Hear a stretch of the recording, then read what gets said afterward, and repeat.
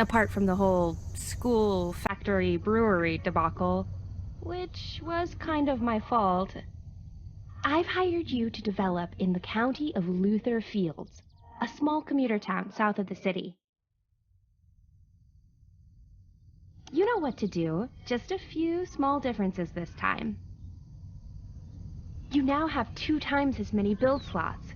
You can now choose your next building from either of the cards in the white bracket area.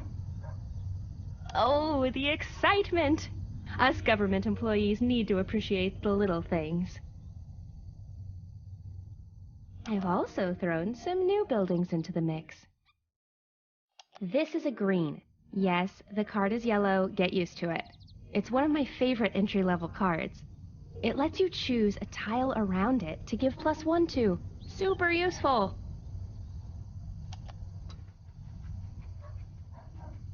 All you have to do with a green is place it where you want as normal. Some blue icons will then appear to show you where you can apply the card's buff.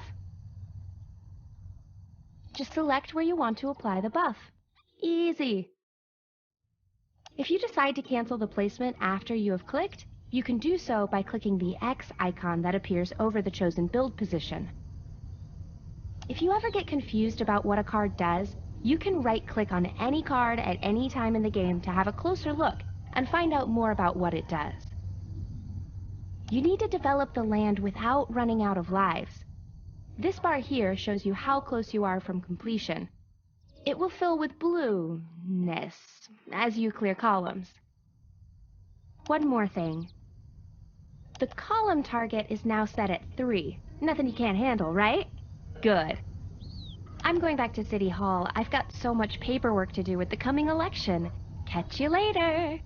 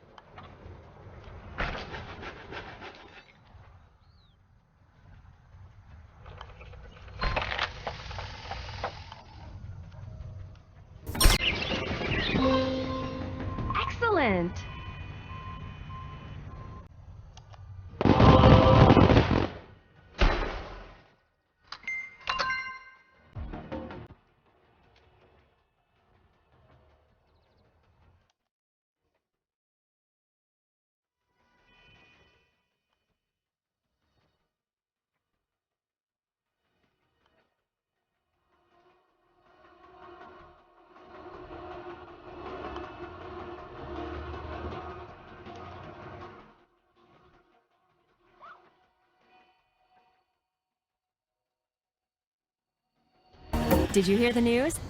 Caribou City has a new mayor, some guy called Selfridge.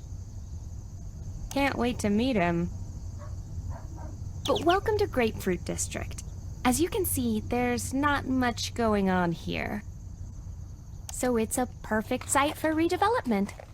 You've been doing really well, so I think I'm going to give you a bit more control today. Up until now, you've been using a preset selection of cards. I'm going to change that by teaching you the basics of deck building. You always start the game with 12 cards. These are basic entry-level cards, and most of the ones you've been using so far fall into this category.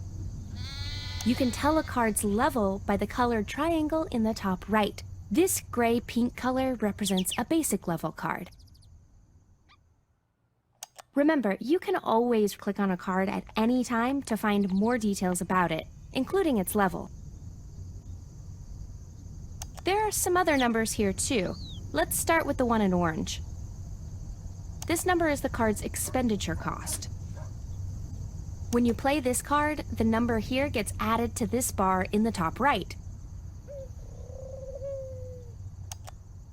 When this bar fills up due to accumulating expenditure from your buildings, your column target will increase by 1. So that makes everything harder, since then you need to reach that higher target for your future columns.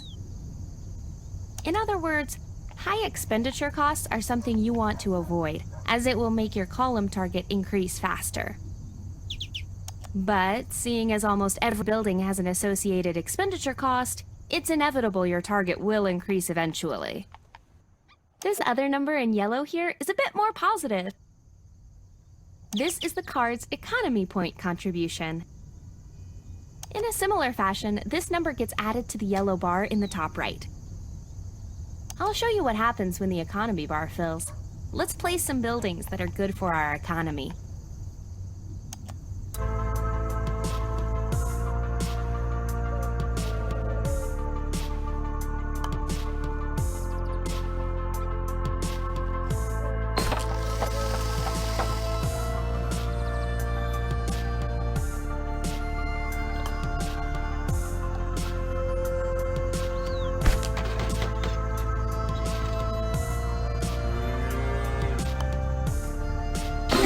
Have a purchase.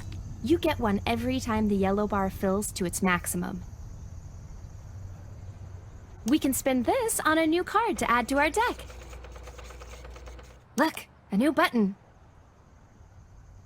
This button opens the card shop, and that's exactly what it sounds like.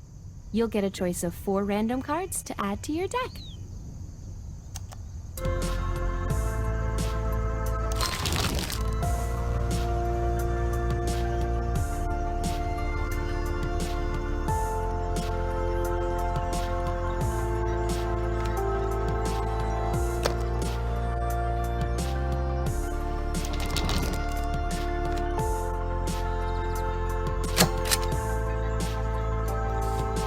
Good choice.